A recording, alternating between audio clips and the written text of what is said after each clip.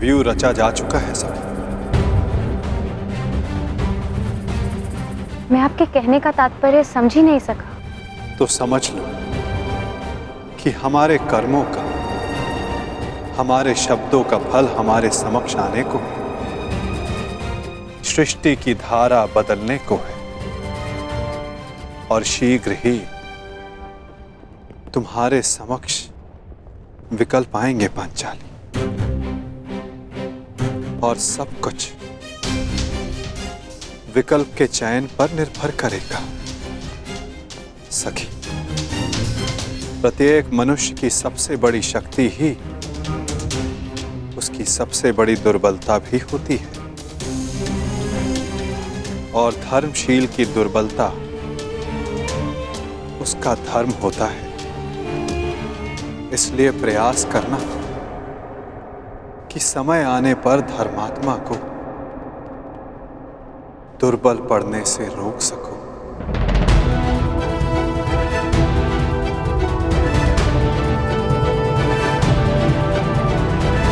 शकुनी और पुत्र दुर्योधन ने जिस प्रकार इंद्रप्रस्थ का वर्णन किया है, छाती फूल जाती है कि मेरे अनुज पांडु के पुत्रों ने इतने कम समय में इतनी उन्नति की है। एक ही समय में कुरु वंश के 2 सम्राट पूरे भारतवर्ष में राज करेंगे। ये सोचकर मन गर्व से भर उठता है।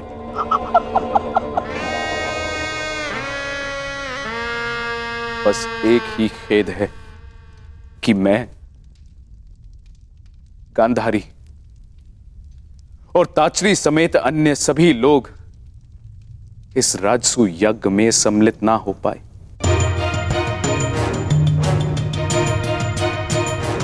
इसलिए मैंने निर्णय लिया है कि सभी पांडु पुत्रों को हस्तिनापुर में बुलाकर उनका सम्मान किया जाए।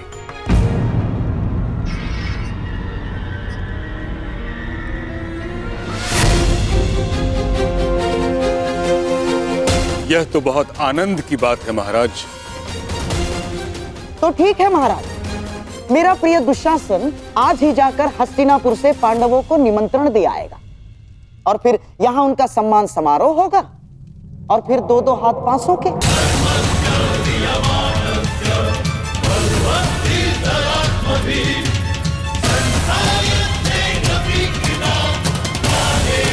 परंतु गांधार नरेश, सम्मान समारोह में युद्ध क्रीड़ा का क्या काम?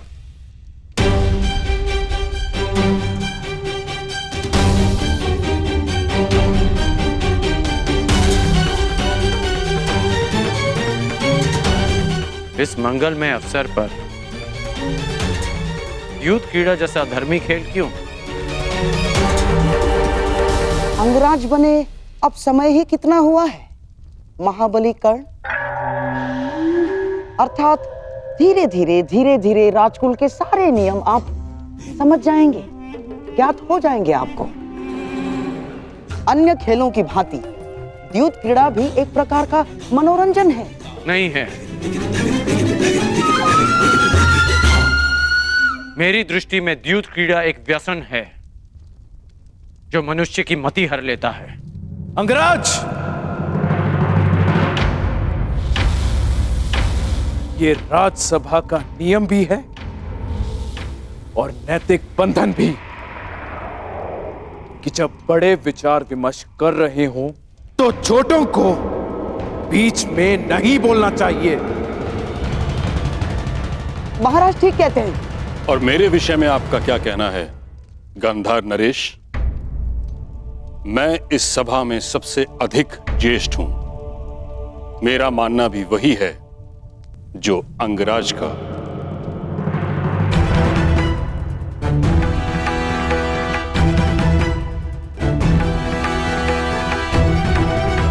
कि द्यूत क्रीड़ा अधर्म है। महामहिम, ये क्रीड़ा तो केवल मेरे पुत्रों में प्रेम बढ़ाने के लिए है। द्यूत से अगर कुछ बढ़ा है तो बैर और शत्रुता, प्रेम नहीं। द्यूत से कभी किसी का भला नहीं हुआ। पांडवों के सत्कार तक सब ठीक है, परंतु द्यूत की अनुमति मैं कदापि नहीं दे सकता।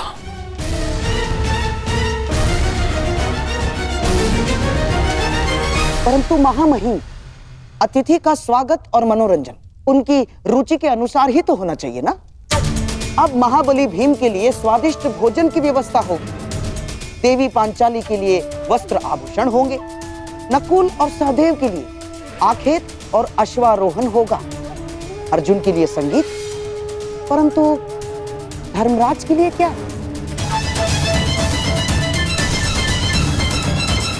जिस सम्राट के सम्मान के लिए समारोह कर रहे हैं, उनकी तो केवल एक ही रुचि है, द्यूत, चौसर महाराज।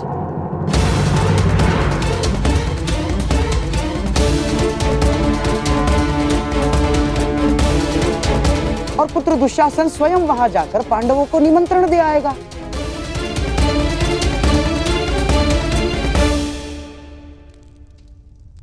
पांडव और कौरव साथ में खेलेंगे तो आपस का बैर भी समाप्त हो जाएगा। इसमें बुराई क्या है महामहिम? आपत्ति इस बात की है गंधार राज कि आपकी रुचि भी केवल दूत में है। बीते कल्प में हस्तिनापुर यह अनुभव कर चुका है कि जिस विषय में आपकी रुचि रही, उस विषय का परिणाम शुभ नहीं रहा।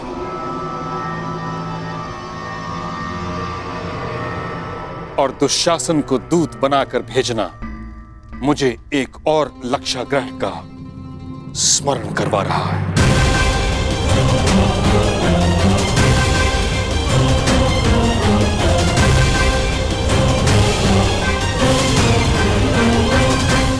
परंतु पितामह, इसमें समस्या क्या है?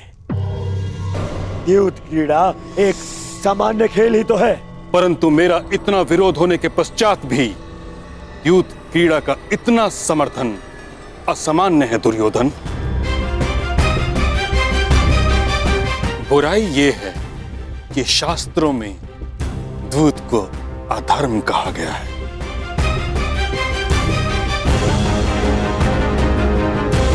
दुशासन द्यूत क्रीड़ा का प्रस्ताव लेकर नहीं जाएगा। बड़ी विचित्र बात है महामहिम। एक भूल को क्या जीवन भर नहीं भूलेंगे आप? प्रायश्चित का एक अवसर नहीं देंगे? ठीक है, यदि आपको मेरा दुशासन को निमंत्रण लेकर भेजना षड्यंत्र लग रहा है, तो आप धर्मात्मा विदुर को निमंत्रण लेके भेज सकते हैं।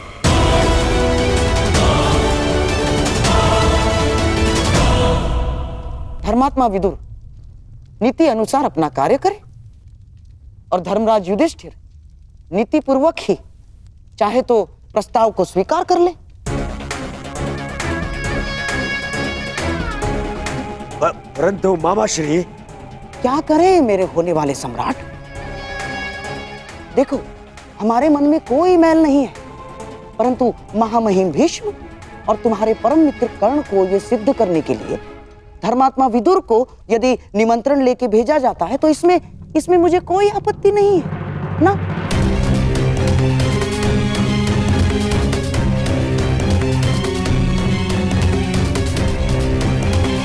तो मेरा आदेश है कि महात्मा विदुर स्वयं जाकर पांडु पुत्रों और कुलवधू द्रौपदी को हस्तिनापुर आने का निमंत्रण दे।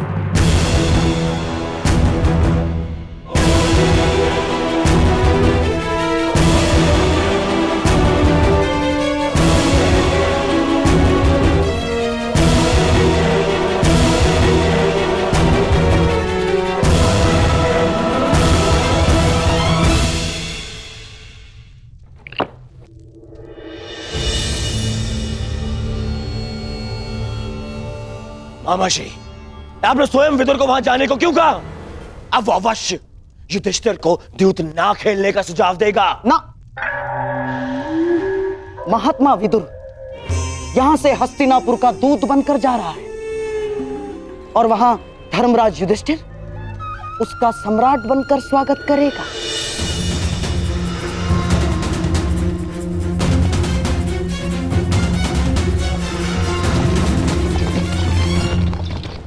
विदुर और धर्मराज दोनों की एक ही समस्या है दुर्योधन, दोनों महाधर्मशाली हैं और उनका धर्म उनकी सबसे बड़ी दुर्बलता है और वही हमारे लिए शक्ति बनेगी। जाओ दुर्योधन, तुम पांडवों के स्वागत की तैयारी करो, क्योंकि विदुर इंद्रप्रस्थ के लिए प्रस्थान कर चुका है।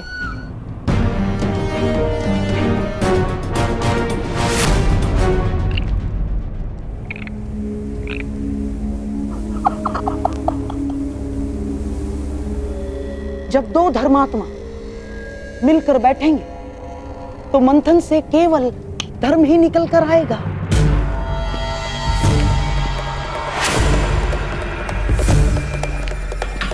और सम्राट का धर्म उसे चौसर पर बिठाकर ही रहेगा।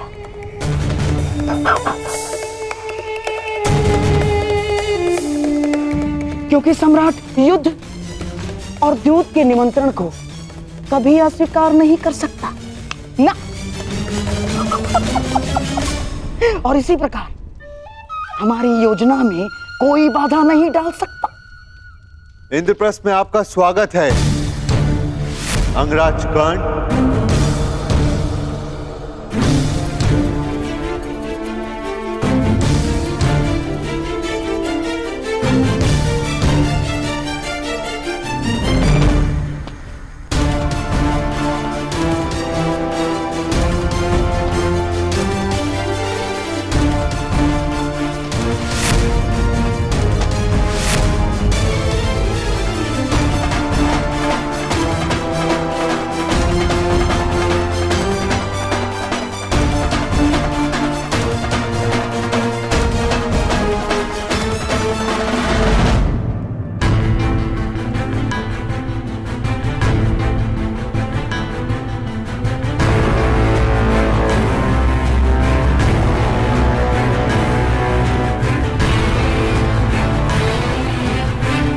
कहिए अंगराज, आपके यहां पधारने का उद्देश्य क्या है? मैं आपको सावधान करने आया हूं धर्मराज। शीघ्र ही हस्तिनापुर आपका आवाहन करने वाला है।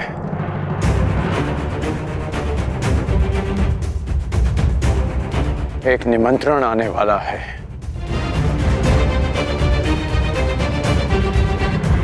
देखा भ्राताश्री, हमारी उन्नति ना देखी गई उस दुर्योधन से। आपको सम्राट बनते हुए ना देख सका वो दुष्ट। इसमें संदेह कैसा? जिस भांति दुर्योधन यहां से क्रोधित होकर गया था, निस्संदेह उसने युद्ध का आह्वान किया होगा। यदि युद्ध का आह्वान करना होता तो मैं यहां सभा में प्रस्तुत नहीं होता है। अभी तो युद्ध भूमि में तुम्हारी प्रतीक्षा करता है। अर्जुन, कर्ण महोदय को अपनी बात पूरी करने दो। अंगराज, किस निमंत्रण की बात कर रहे हैं आप? द्यूत निमंत्रण की। शीघ्र ही आपको द्यूत का बुलावा आएगा।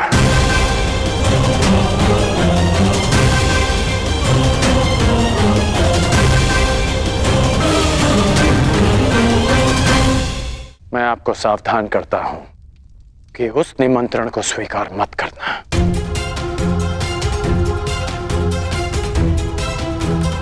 क्योंकि मुझे संदेह है कि गांधार राज ये निमंत्रण आपके सम्मान के लिए नहीं, उस अपमान के प्रतिकार के लिए भेज रहे हैं। संदेह तो मुझे तुम पर हो रहा है। तुम तो हमें पराजित करना चाहते थे, फिर क्यों हमें चेतावनी देने आए हो? क्योंकि तुम्हारा शत्रु होने के साथ साथ मैं एक योद्धा भी हूं, जो तुम्हें युद्ध भूमि में पराजित करना चाहता है, युद्ध में नहीं। यदि योद्धा होने का इतना अभिमान है तो लाक्षागृह के समय कहां थे? तब हमें सावधान क्यों नहीं किया?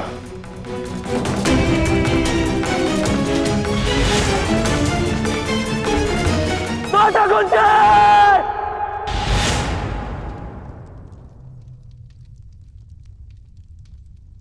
उस समय कुछ नहीं कर पाया, इसलिए इस समय प्रयास करने आया।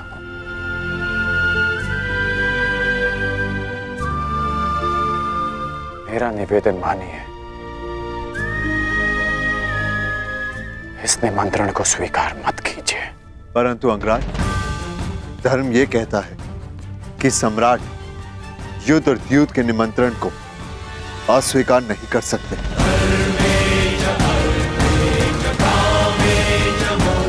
प्रत्येक मनुष्य की सबसे बड़ी शक्ति ही उसकी सबसे बड़ी दुर्बलता भी होती है, और धर्मशील की दुर्बलता उसका धर्म होता है। इसलिए प्रयास करना कि समय आने पर धर्मात्मा को दुर्बल पड़ने से रोक सको। मैं कुछ निवेदन करना चाहती हूँ सम्राट। आपकी सबसे बड़ी शक्ति आपका धर्म है, परंतु इसे अपनी सबसे बड़ी दुर्बलता मत बनने दीजिए। अंगराज ने ठीक कहा, कोई भी जुआ उसमें अधर्म का वास होता है। आप मत जाइए। ठहरो पांचाली।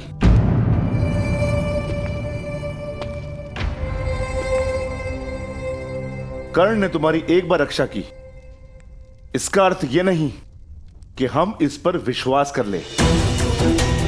यह हमारे शत्रु का परम मित्र है और यहां जानबूझकर आया है ताकि हम ये निमंत्रण अस्वीकार कर दे और पितामह हमें अहंकारी समझ ले।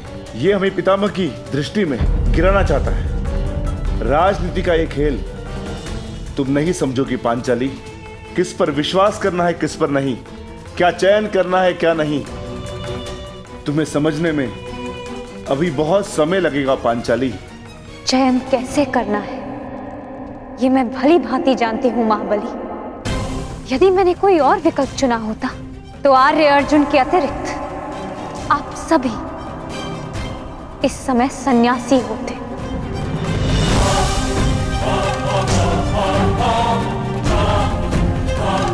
और उससे भी पूर्व यदि मैंने अपने चयन में थोड़ा सा भी परिवर्तन किया होता तो आर्य अर्जुन भी स्वयंवर में मेरा वरण ना कर पाते।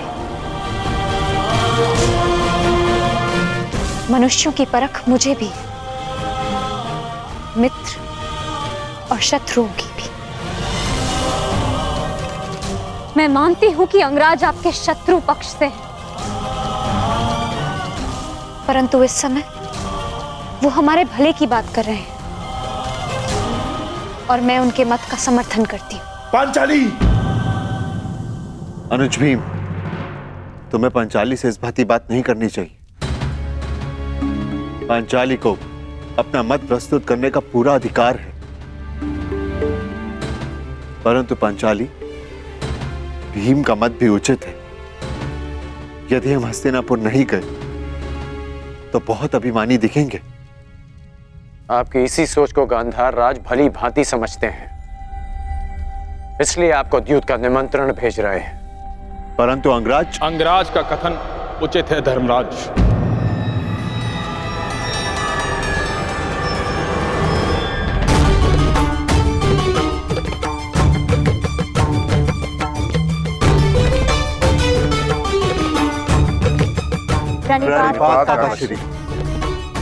आयुष्मान भव।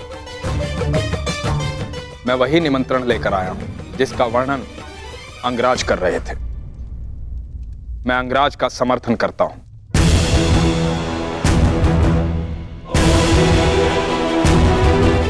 मुझे भी इसमें षड्यंत्र दिखाई देता है।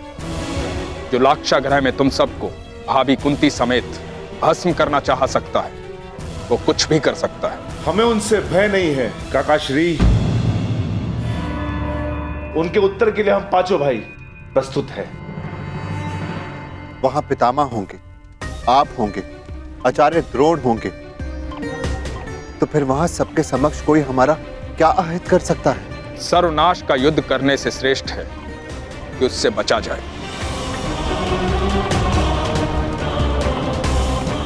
कीचड़ में गिरने से कदाचित बाहर आ जाए, पर वस्त्र मैले हो ही जाते हैं। उससे बचना ही श्रेष्ठ है। सर्वश्रेष्ठ युद्ध वो होता है पुत्र, जो युद्ध ना हो।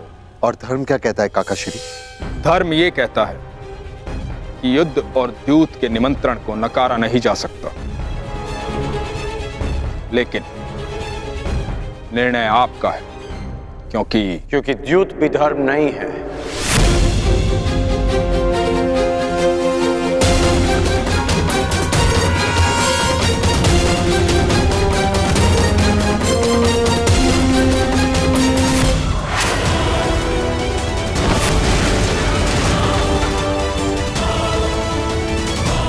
क्या हुआ मामाश्री? आप इतने क्रोधित क्यों हैं? क्या पांडवों ने द्यूत का आमंत्रण अस्वीकार कर दिया? नहीं दुशासन, पांडवों ने तो द्यूत का निमंत्रण स्वीकार कर लिया है, परंतु क्या मामाश्री? परंतु समझ में नहीं आता कि तुम्हारे भाई का परम मित्र कर्ण, इसे कैसे वश में करूं? जानते हो दुशासन, वो विदुर से पहले इंद्रप्रस्थ पहुंच गया उस युधिष्ठिर को यह समझाने कि वो द्यूत का निमंत्रण अस्वीकार कर ले। पांडवों की एक ढाल कृष्ण को शल्य के साथ युद्ध में फंसा दिया है मैंने, परंतु इस कर्ण का क्या करूं, जो हमारे ही विरुद्ध शस्त्र बनकर खड़ा हो गया है। जेस से बात करता हूं, वही समझाएंगे उस सूत पुत्र को। नहीं दुशासन, नहीं ना। दुर्योधन ने यदि कर्ण से बात की तो वो रुकेगा नहीं, उल्टा उसे यह संदेह हो जाएगा कि हम द्यूत क्रीड़ा में कुछ करने वाले हैं, तो फिर से हमारे मार्ग में वो कांटा बनकर खड़ा हो जाएगा। तो आप ही बताइए मामाश्री, क्या किया जाए? मैं कुछ कर सकता हूं? अवश्य दुशासन, तुम जाओ और पांडवों के सम्मान और सत्कार की तैयारी करो। हमारे प्रिय पांडव हस्तिनापुर पधार रहे हैं।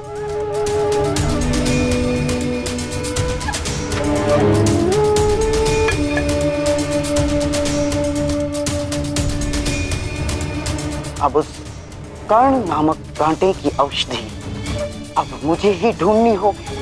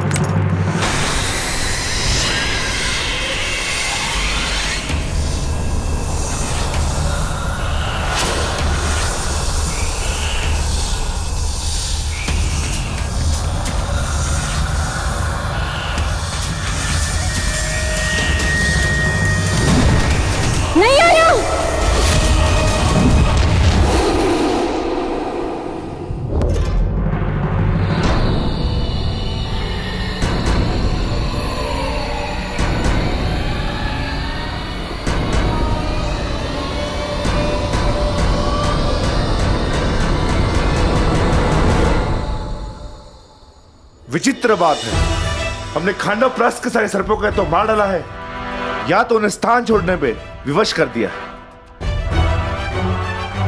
फिर न जाने कहां से आते हैं और हम पर आक्रमण करते हैं। कोई बात नहीं भ्राता भीम, ये जब भी हम पर प्रहार करेंगे नाश पाएंगे। चलिए, प्रस्थान का मुहूर्त हो चला है।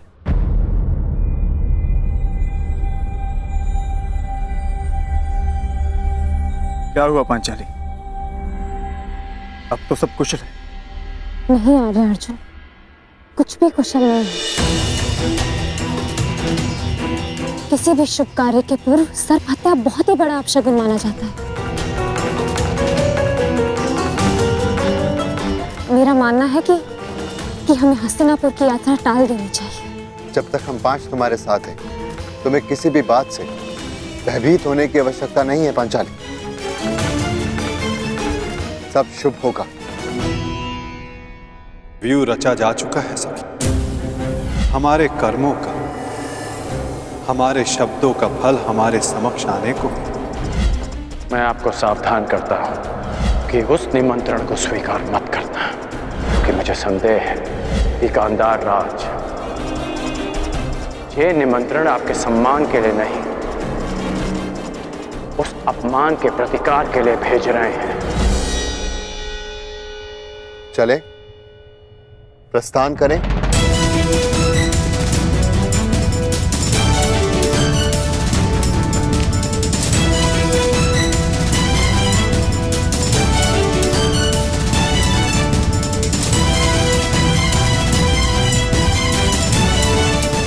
यदि कर्ण की चेतावनी सत्य सिद्ध हुई तो?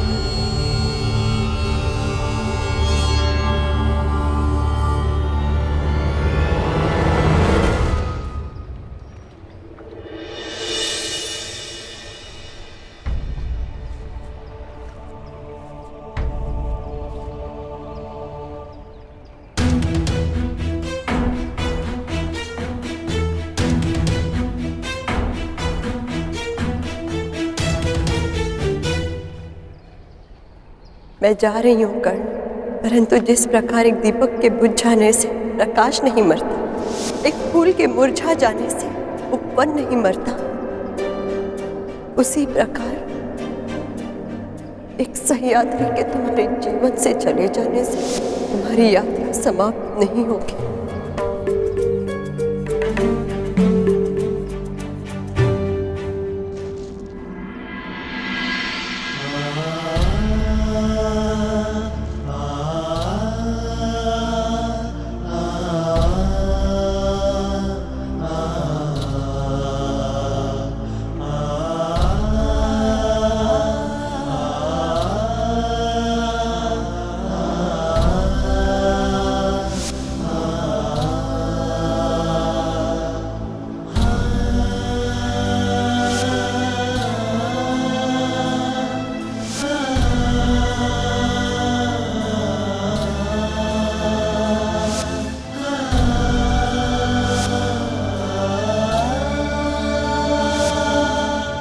सूर्य को साक्षी रखकर वचन दो कर्ण कि तुम सुप्रिया से विवाह करोगे।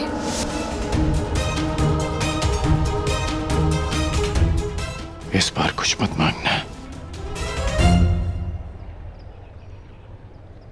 मैंने जब भी कुछ मांगा है कर्ण, हमेशा तुम्हारा कुशल मंगल ही मांगा है, और इसी कुशल मंगल के लिए मैं प्रतिदिन सवेरे छुपकर तुम्हें आर्घ्य देते देखती थी।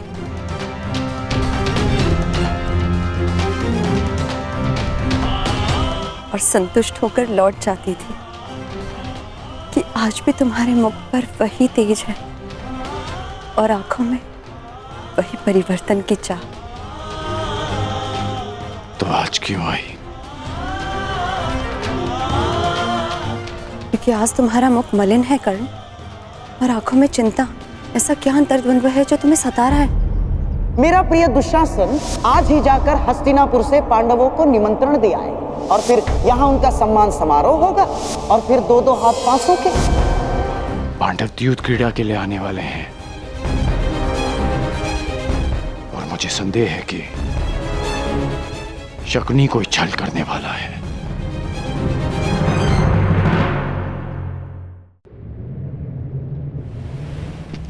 मामाश्री, पांडव कुछ ही समय में हस्तिनापुर पहुंचने वाले हैं।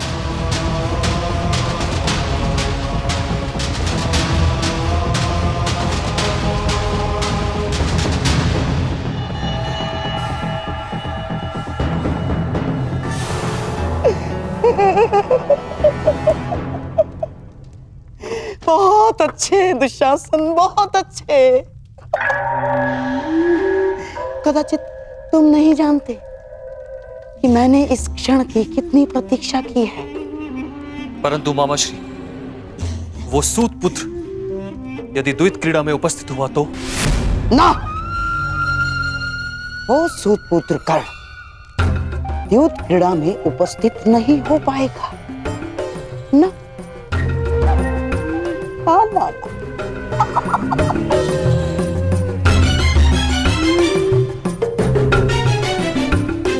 क्योंकि उसे रोकने की व्यवस्था मैंने कर दी।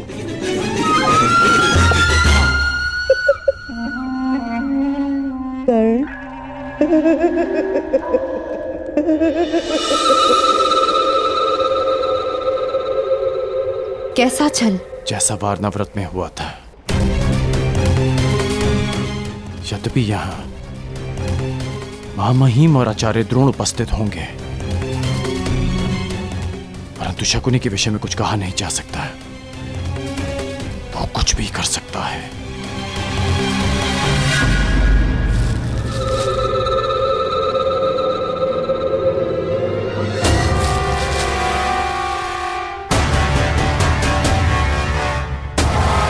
क्या हुआ कर्ण? ऐसा लगा कि कोई है।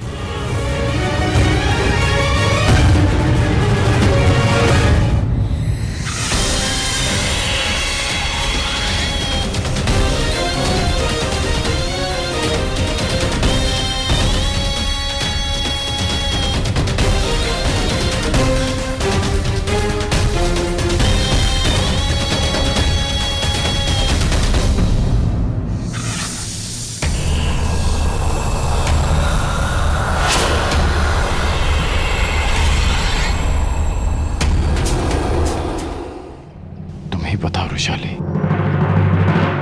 कि मैं क्या करूं? जो तुम्हारा लक्ष्य है, परिवर्तन, और परिवर्तन छल कपट से नहीं होता कर्ण, सत्य और साहस से होता है। और कभी कभी इसका प्रारंभ अपनों से, अपने मित्रों से भी होता है। और यदि तुम्हें लगता है कि तुम्हारा मित्र कोई अनुचित कार्य कर रहा है, तो तुम्हारा धर्म है उसे रोकना, क्योंकि यही परिवर्तन की मांग है।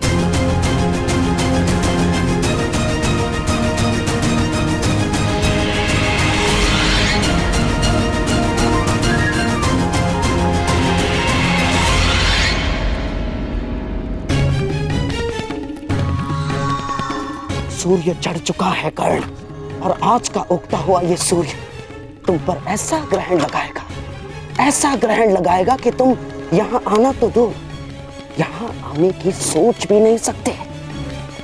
आओ।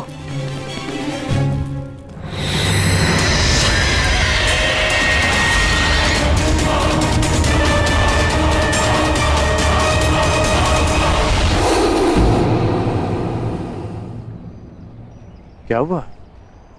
वो पुष्प देखो कर्ण, देखो उसे।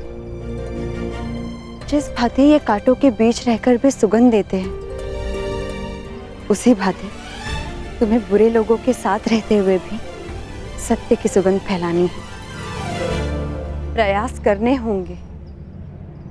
तुम ठीक कह रही हो रुशाली।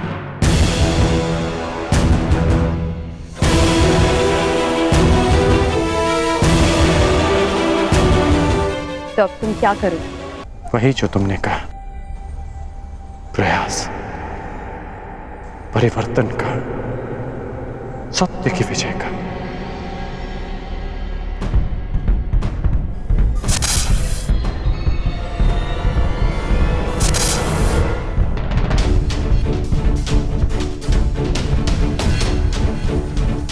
लगता है पांडवों का आगमन हो चुका है। हस्तिनापुर के द्वार पर उठा यह नाद इसका संकेत है। मुझे अपना कर्तव्य पूरा करने जाना होगा रुशाली। धन्यवाद रुशाली, मुझे मार्ग दिखाने के लिए। कुछ बातें और कुछ नाते कभी नहीं बदलते।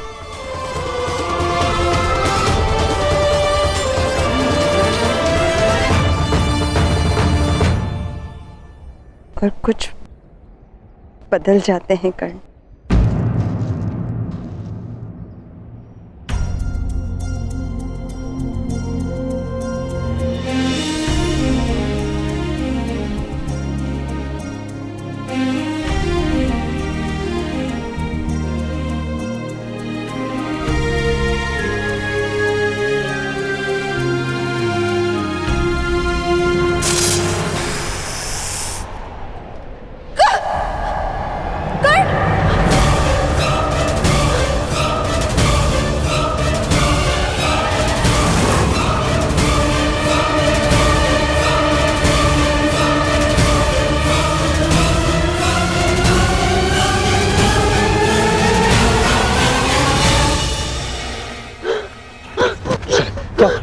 रुशाली आंखें खोलो, क्या हुआ?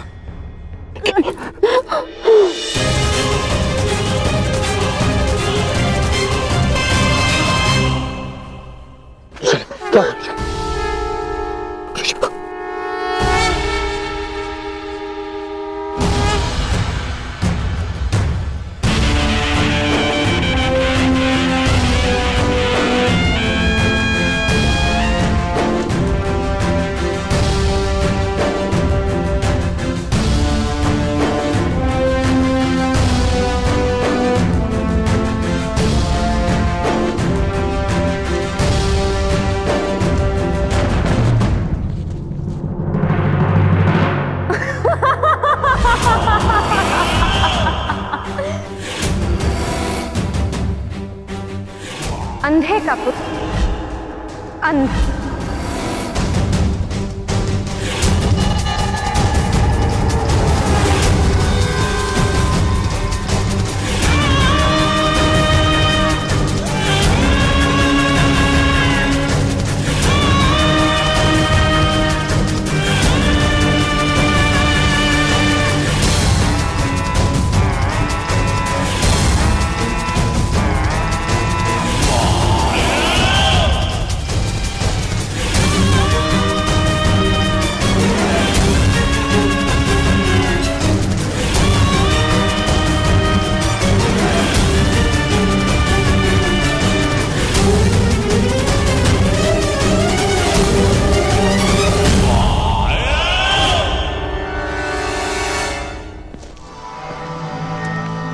सही समय और सही मुहूर्त मेरे होने वाले सम्राट।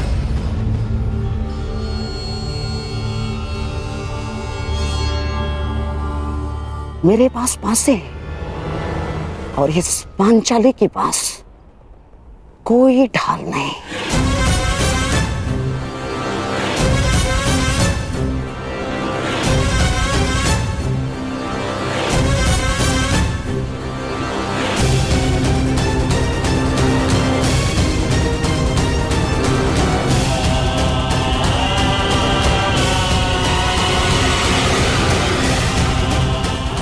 मेरे और तुम्हारे वस्त्र हरण के मध्य कर्ण नामक केवल एक ही बाधा शेष थी। उसे भी मैंने दूर कर दिया है पांचाली।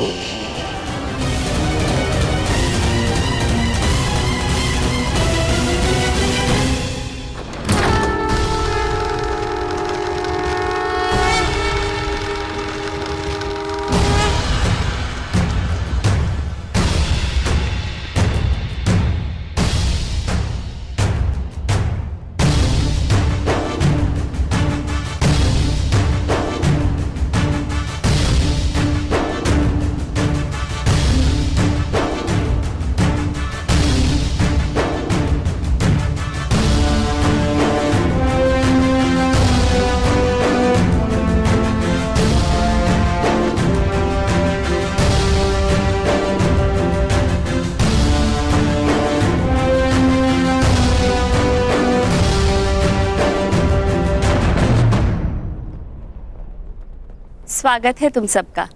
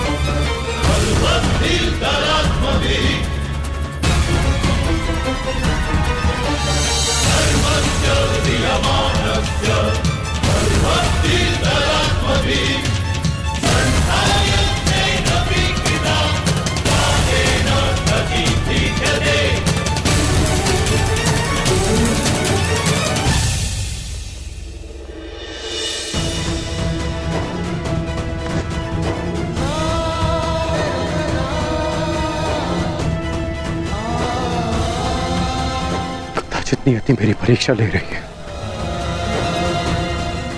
या तुम और वहां पांडव। अगर मैं इस परीक्षा में खरा उतरूंगा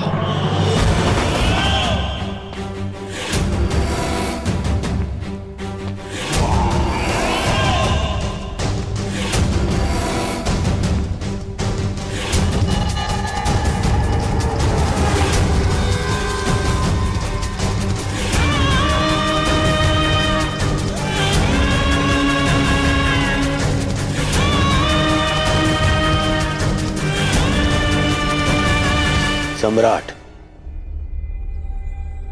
अन्य पांडव भ्राताओं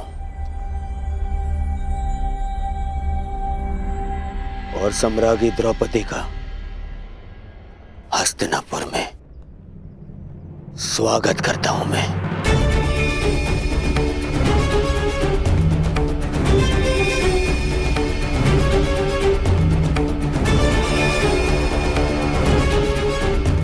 इंद्रप्रस्थ में आपने स्मरणीय आतिथ्य किया। मेरा प्रयास रहेगा कि हस्तिनापुर का आपका ये प्रवास भी आपके लिए स्मरणीय हो।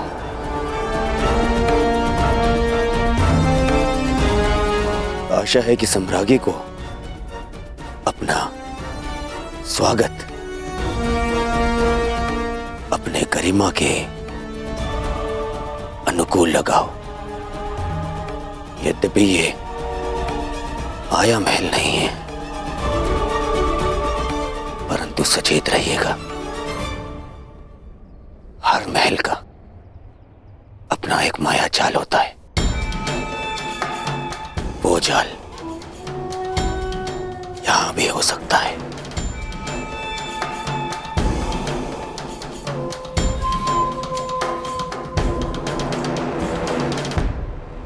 सावधान करने के लिए धन्यवाद युवराज। मकड़ियों की तो प्रवृत्ति ही होती है जाल बुनना, परंतु मनुष्य भी उन्हें एक ओर हटाकर आगे बढ़ते जाते हैं।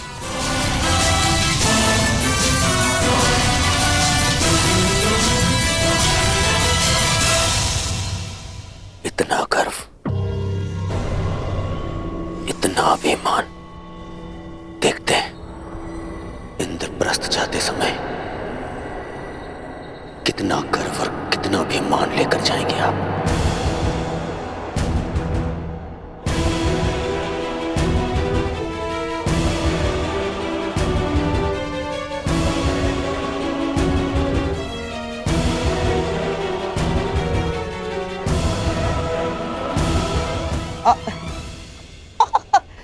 साम्राज्ञी, दुर्योधन के वचनों का तात्पर्य यह है कि आप लोगों के हस्तिनापुर की ओर से होने वाले स्वागत के कारण आपका गर्व और मान और भी बढ़ जाएगा। आपके स्वागत में ये उत्सव तो कुछ भी नहीं ना। भीतर चलिए, आश्चर्यचकित रह जाएंगे सारे के सारे।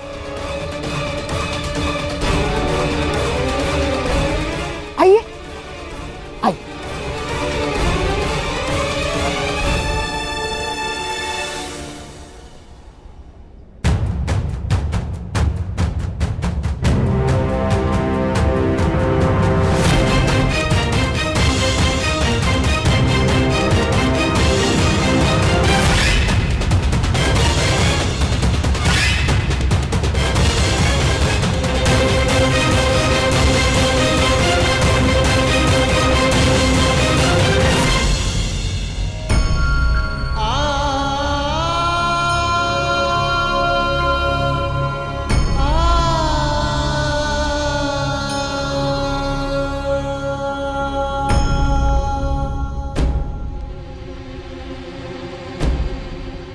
ऐसे देख क्या रहे हैं? वृषाली का उपचार प्रारंभ कीजिए ना। उपचार लक्षण देखकर किया जाता है कर्ण। इसके लक्षण बता रहे हैं कि इसे किसी साधारण नाग ने नहीं डसा। अर्थात इसे किसी महाविषधर इच्छाधारी नाग ने डसा है और उसका केवल एक ही उपचार है, और वो उपचार ये है कि वो नाग स्वयं आकर वृषाली के रक्त से अपना विष लौटा ले।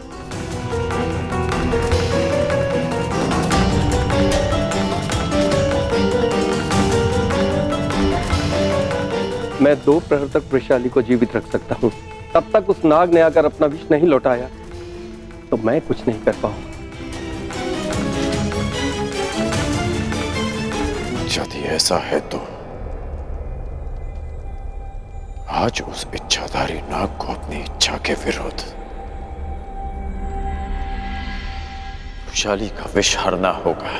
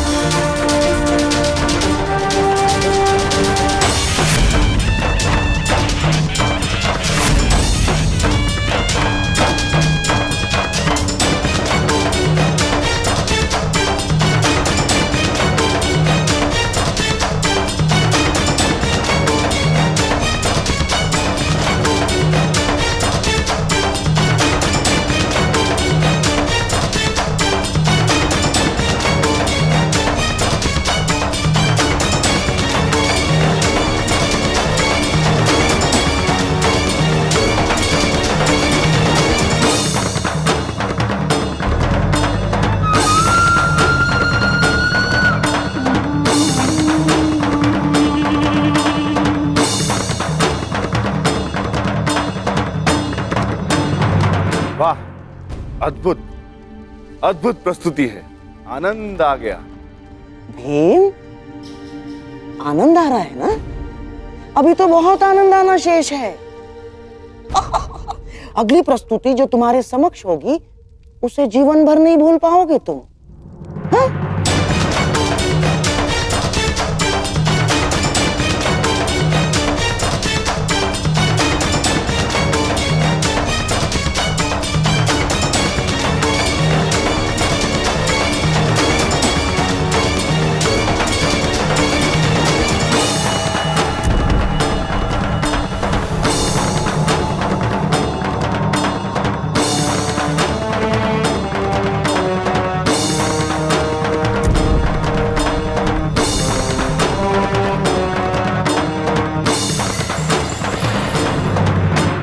देखो पांचाली, आचार्य द्रोण भी यहां पधारे। सब कुछ कितना आनंददायी और मंगल में प्रतीत हो रहा है। तुम व्यर्थ में चिंतित हो रही हो। हस्तिनापुर हमारा घर है। आचार्य द्रोण, विदुर काका श्री और पितामह के रहते कुछ भी अनुचित नहीं होगा।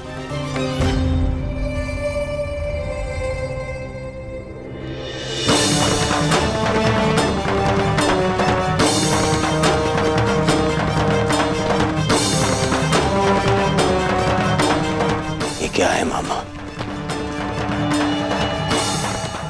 यहाँ पे पितामह कम थे जो आपने ये द्रोण को भी निमंत्रण दे दिया। क्यों किया मामा ऐसा? क्या करूं मेरे होने वाले सम्राट? महामहिम के साथ रहते रहते उनके कुछ गुण मेरे भीतर भी आ ही गए हैं। अब उन्हीं के भांति तुम्हारा ये मामा अपना प्रण पूर्ण करेगा।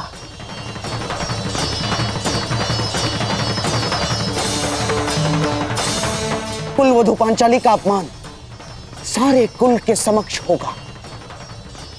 जितने भी पुण्यात्मा पांडवों के साथ रहे हैं आज तक, वो सब पांडवों का अपमान देखेंगे। और जिसने भी पांचाली के सर पर आशीर्वाद का हाथ रखा है, वो सारे हाथ बांधे खड़े रहेंगे और द्रौपदी का वस्त्रहरण देखेंगे।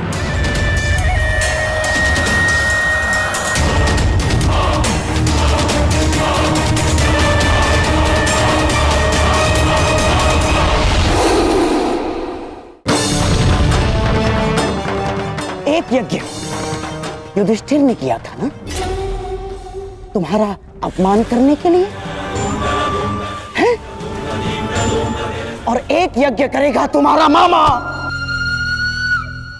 जिसमें हर एक मनुष्य के आत्मसम्मान की आहुति दी जाएगी, जिसने तुम्हारे साथ चाहे अनचाहे बुरा किया।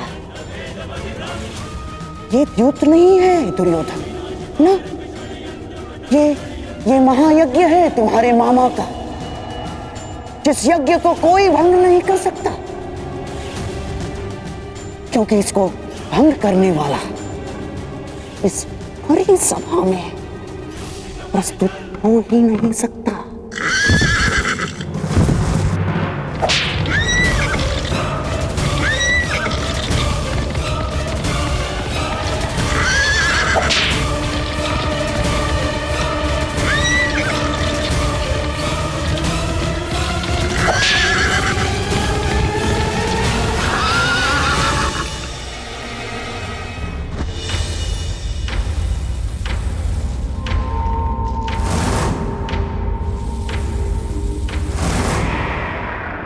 मैं आवाहन करता हूं कि जिस इच्छाधारी नाग ने रुशाली को डसा है, वो अभी इसी समय मेरे समक्ष प्रस्तुत हो और चलकर रुशाली के रक्त से अपना विष हर ले।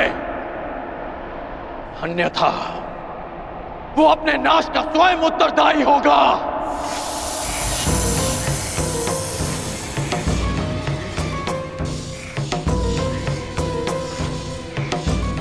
मैं अंतिम चेतावनी दे रहा हूं, अन्यथा स्वयं के साथ साथ वो अपने कुल के नाश का कारण भी स्वयं होगा।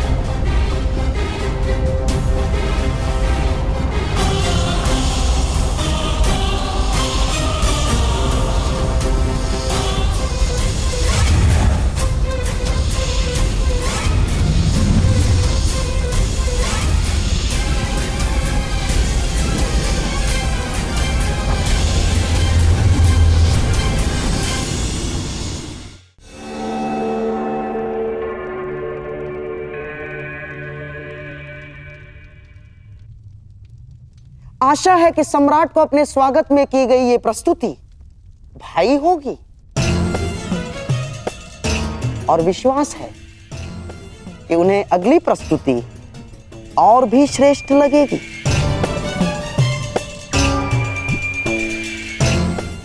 अब ना अर्थात मेरे कहने का तात्पर्य यह है कि सम्राट के मनोरंजन के लिए द्यूत क्रीड़ा का प्रबंध हो गया है और महाराज धृतराष्ट्र की यह मंशा है कि आप द्यूत भवन की ओर प्रस्थान करें।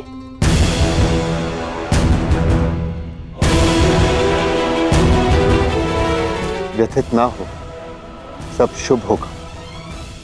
आओ।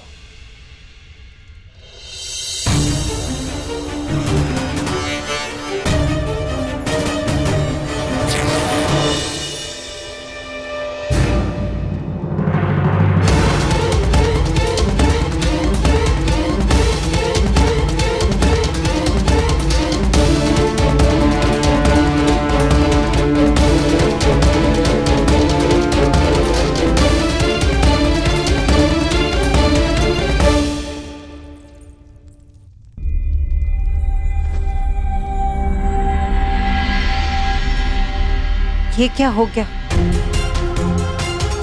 अब ये वस्त्र पहनने योग्य नहीं। पुत्री, मैं तुम्हें नए वस्त्र देती हूँ। आओ।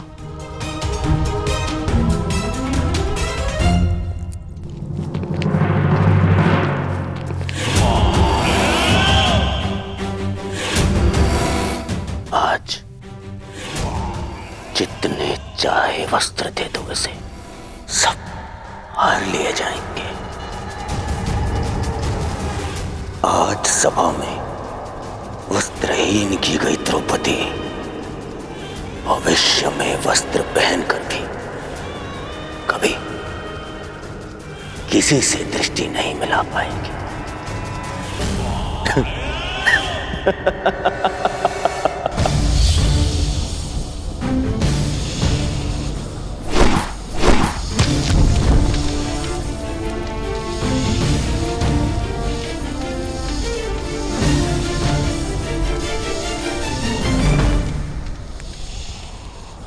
मायावी सर्प, अंतिम अवसर दे रहा हूं।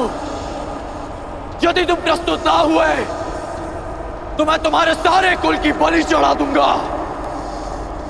संसार से सब जाति विलुप्त हो जाएगी।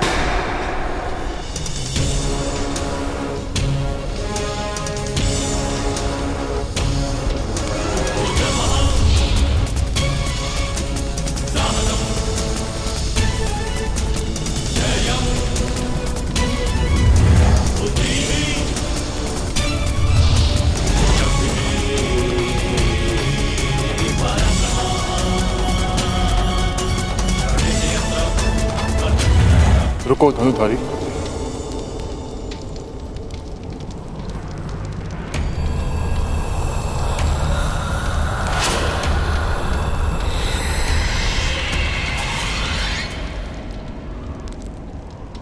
मेरे किए का दंड मेरे कुल को क्यों दे रहे हो?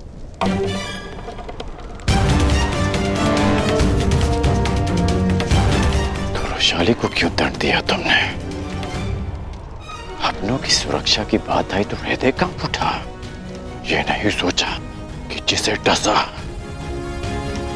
उसके भी कुछ अपने हैं। अधिक समय शेष नहीं, मेरे साथ चलकर रुशाली के रक्त से अपना विष हर लो, अन्यथा अपनी आंखों के सामने अपने कुल का विनाश देखो।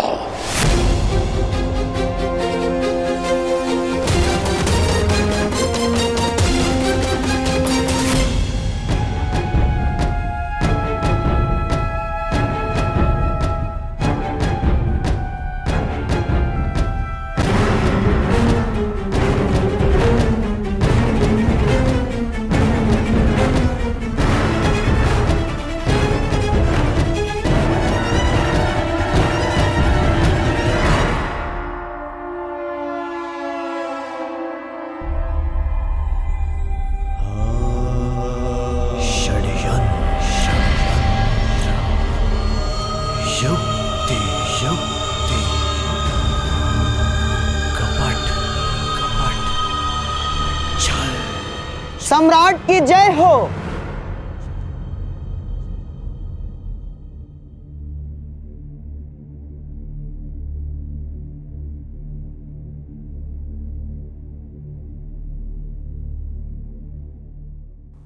हस्तिनापुर की ओर से मैं शकुनी आपका स्वागत करता हूं।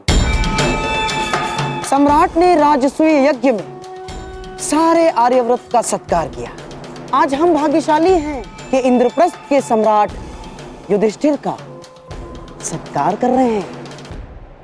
हस्तिनापुर साक्षी बनेगा दो भाइयों के बीच खेले गए इस युद्ध का। इस सभा में उपस्थित प्रत्येक व्यक्ति इस भव्य सत्कार को कभी भूल नहीं पाए। तो प्रस्तुत है आज तक के इतिहास की सबसे बड़ी, सबसे रोमांचक, मनोरंजक द्यूत क्रीड़ा। ऐसा खेल ना इससे पूर्व कभी खेला गया है, ना कभी खेला जाएगा। हम सबके जीवन का ये सबसे बड़ा खेल होगा।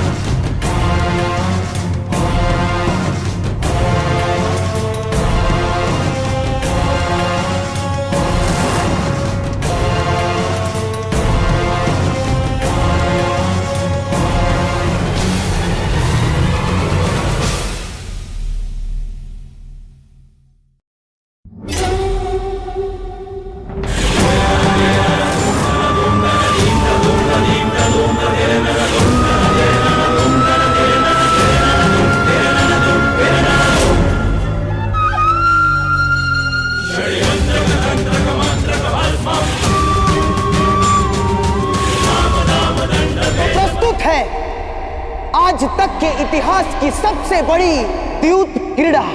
हम सबके जीवन का ये सबसे बड़ा खेल होगा।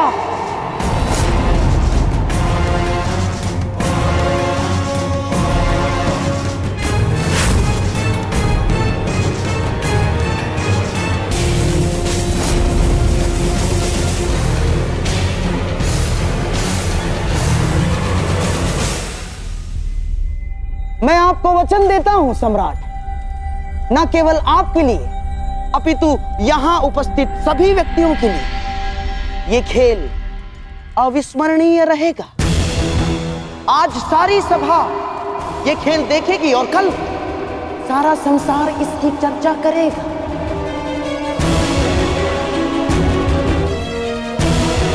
और ये इतिहास भी कभी नहीं भूलेगा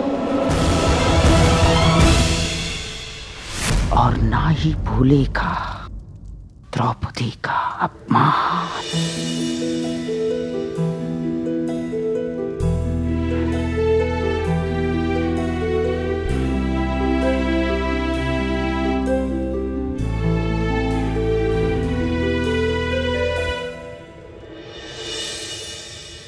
धन्यवाद अंगराज,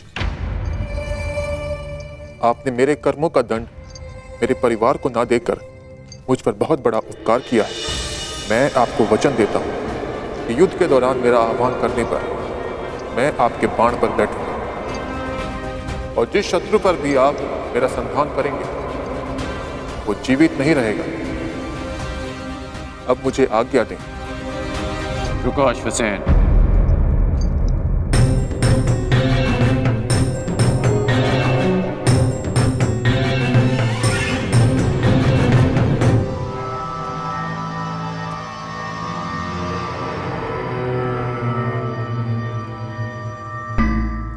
इतनी शीघ्रता क्यों है जाने की? तुम साधारण सर्प नहीं हो जो अपनी भोजन की खोज में निकला और अचानक रुशाली सामने आ गई और तुमने उसे डस लिया। और तुम्हारा निवास स्थान तो भुगत ग्राम से बहुत दूर है। तो स्पष्ट करो अश्वसेन कि तुम यहां क्यों आए थे?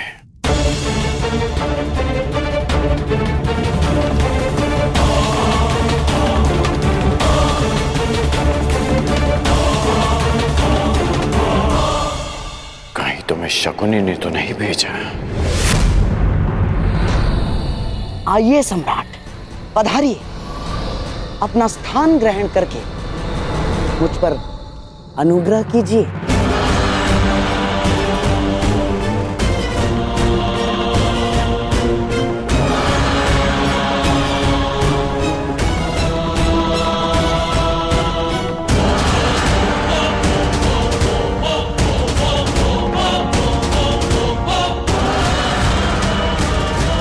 गांधार राज शकुनी हस्तिनापुर में पांडवों के विरुद्ध एक बहुत बड़ा षड्यंत्र रचने जा रहे हैं। पांडवों ने खांडवप्रस्थ को भस्म करके मुझे और मेरे परिवार को गृह विहीन कर दिया था। मैं उनसे प्रतिशोध लेना चाहता था। शकुनी ने आपको इस षड्यंत्र से दूर रखने के लिए मुझसे यह संधि की कि यदि मैं आपको युद्ध क्रीड़ा भवन से दूर रखता हूं तो वो पांडवों को इंद्रप्रस्थ से खदेड़ फेंकेंगे। आज गांधार राज युद्ध क्रीड़ा में पांडवों का सर्वस्व हर लेने वाले हैं। लीजिए सम्राट, आपके मनोरंजन का प्रबंध हो गया है और आशा है कि सभा में उपस्थित सभी का मनोरंजन होगा।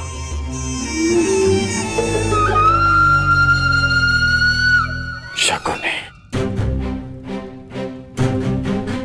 ना तुम मुझे युद्ध क्रीड़ा में सम्मिलित होने से रोक पाओगे और ना मैं पांडवों से छल करने में तुम्हें सफल होने दूंगा।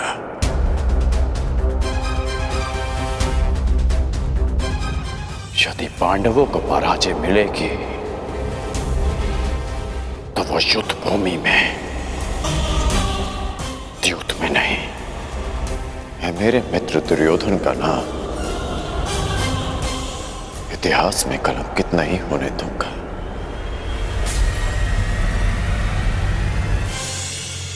अरे साम्राज्ञी, आप अभी तक द्वार पर ही खड़ी हैं? आइए, आपके बिना तो इस खेल में आनंद ही नहीं आएगा। आइए ना। मेरे कहने का तात्पर्य यह है कि आप भी इस खेल का आनंद उठाइए। आओ मेरे भांजो, भीम, नकुल, सहदेव, धनुर्धारी अर्जुन, आओ, पधारिए, पधारिए।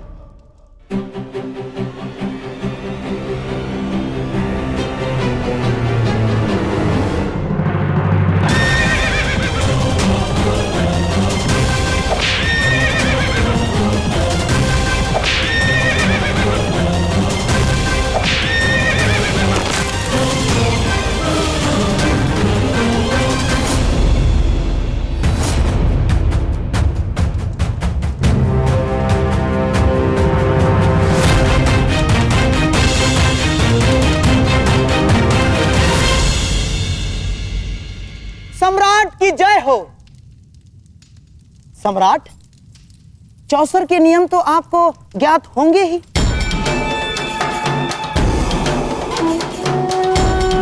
क्योंकि आप तो चौसर के सर्वश्रेष्ठ खिलाड़ी हैं। परंतु हां, यहां उपस्थित सभी माननीय सभासदों में से कुछ चौसर के नियम नहीं जानते होंगे। इसीलिए प्रारंभ से पूर्व मैं एक बार फिर नियम समझा देता हूं।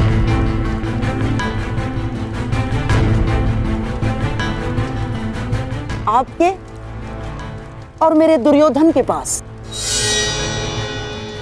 ये 4 मेरू हैं। अपने अपने घरों में आपके पास से जितने अंक फेंकेंगे उतने ही घर आपके ये मेरू आगे बढ़ेंगे।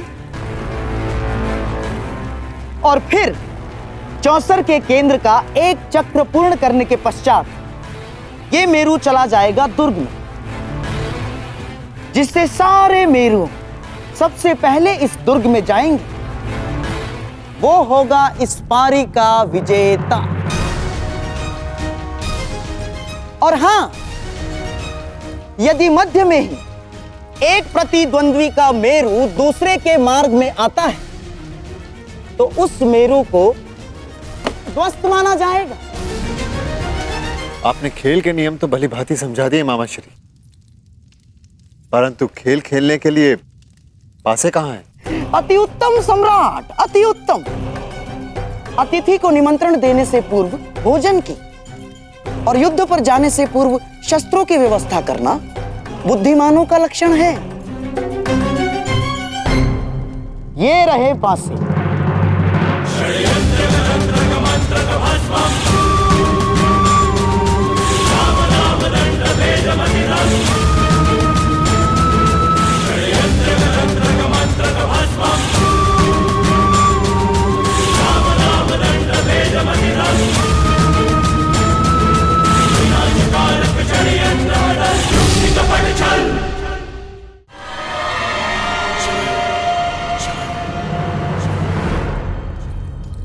ये लीजिए सम्राट, नूतन, नवीन, अभी तक एक बार भी फेंके नहीं गए, विशेष रूप से आज के खेल के लिए निर्मित हैं।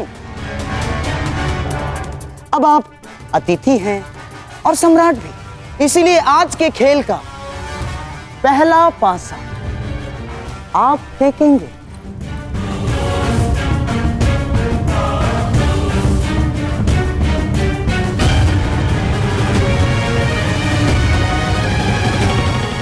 अब तनिक ये भी निर्णय कर लिया जाए कि दांव पर क्या लगेगा।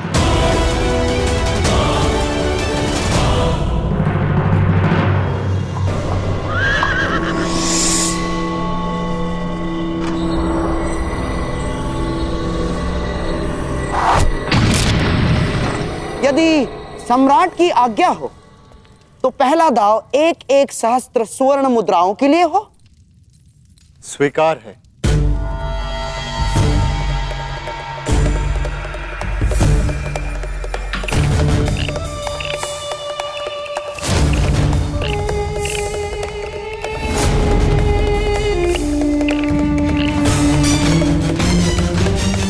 धैर्य सम्राट।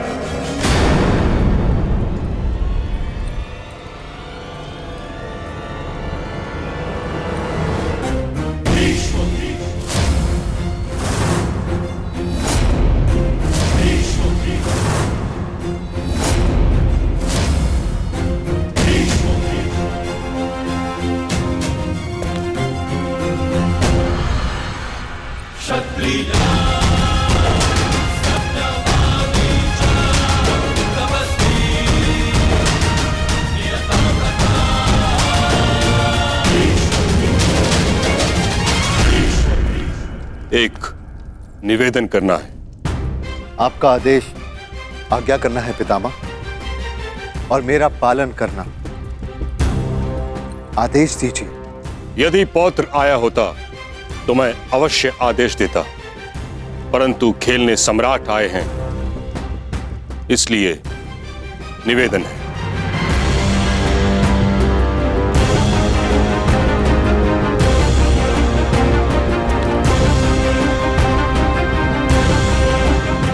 आप ज्ञानी हैं, जानकार हैं, जानते ही होंगे कि जहां वट वृक्ष न हो वहां आनंद के वृक्ष को पवित्र मानकर पूजा की जाती है। जहां गंगा न हो वहां अंजलि में जल लेकर उसे गंगा मानकर आचमन किया जाता है।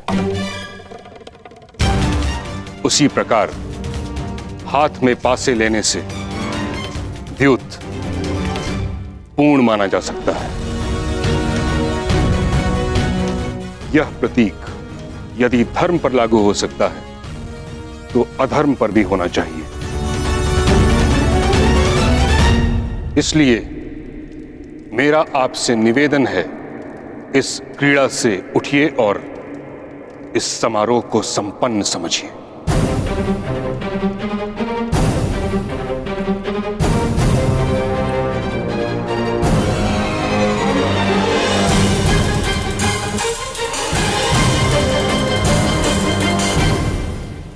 पितामह, अभी खेल प्रारंभ भी नहीं हुआ है और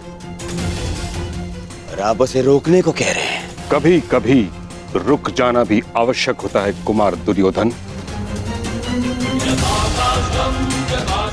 नीति में हर प्रकार के जुए को अधर्म समझा गया है और जुआ भाग्य के अधीन होता है। भाग्य, धर्म, अधर्म, छल, पाखंड नहीं देखता। पासा जिस ओर पड़े भाग्य उसी ओर मुड़ जाता है। इसीलिए धर्म केवल पुरुषार्थ में है।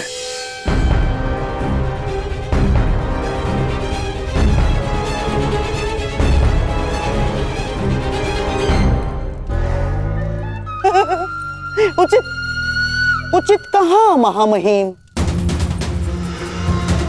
परंतु युद्ध के भांति द्यूत भी पुरुषार्थ माना गया है। जो द्यूत को पुरुषार्थ माने मैं उसे पुरुष ही नहीं मानता गंधार राज।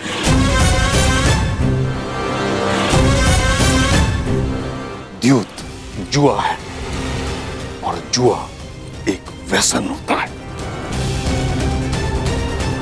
जिसका अंत पतन ही होता है। और इस कारणवश मैं इस अधर्म को रोकने आया हूं।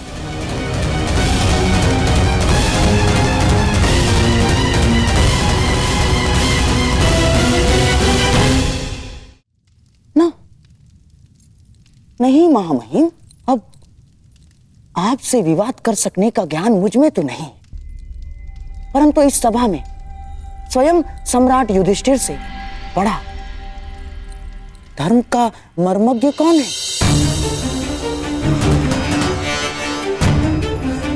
तो सम्राट से ही पूछ लिया जाए कि धर्म क्या है। कहिए धर्मराज, आज के इस क्रीड़ा के विषय में आपका धर्म क्या कहता है?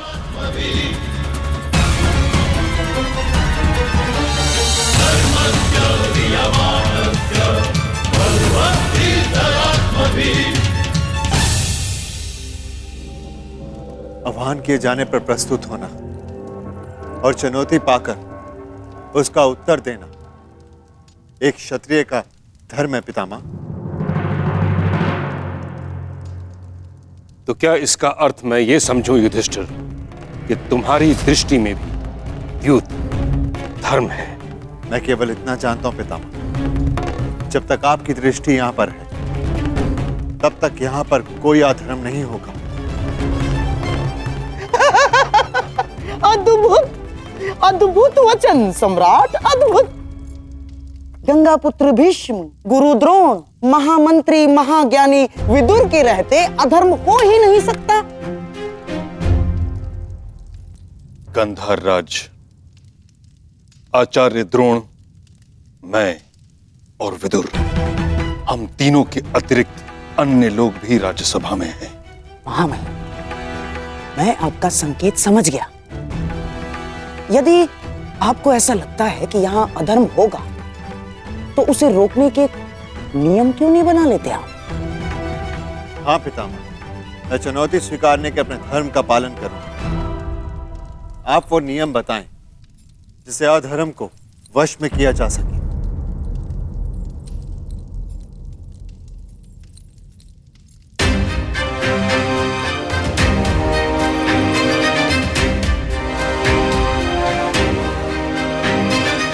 ठीक है, तो सर्वप्रथम कोई भी प्रतिद्वंदी दूसरे प्रतिद्वंदी को आगे खेलने के लिए विवश नहीं करेगा। यदि एक खिलाड़ी खेल छोड़ना चाहे तो दूसरे को उससे कोई आपत्ति नहीं होनी चाहिए। परंतु पितामह, भूलो दुर्योधन, तुम केवल अपने पितामह के समक्ष नहीं बल्कि हस्तिनापुर के सिंहासन के संरक्षक और प्रमुख सेनापति के समक्ष हो। समझ गए? स्वीकार है महामहिम। और कोई नियम? कोई भी प्रतिद्वंदी केवल वही वस्तु या संपत्ति दांव पर लगा सकता है जिसका वो स्वयं अधिकारी हो। पितामह, कैसे कड़े नियम है? आप खेल खेलने देना चाहते भी हैं या नहीं? मैं तो पहले से ही इस खेल के विरुद्ध था, परंतु तुम अगर नियमों का पालन नहीं करना चाहते तो इस क्रीड़ा को समाप्त समझो।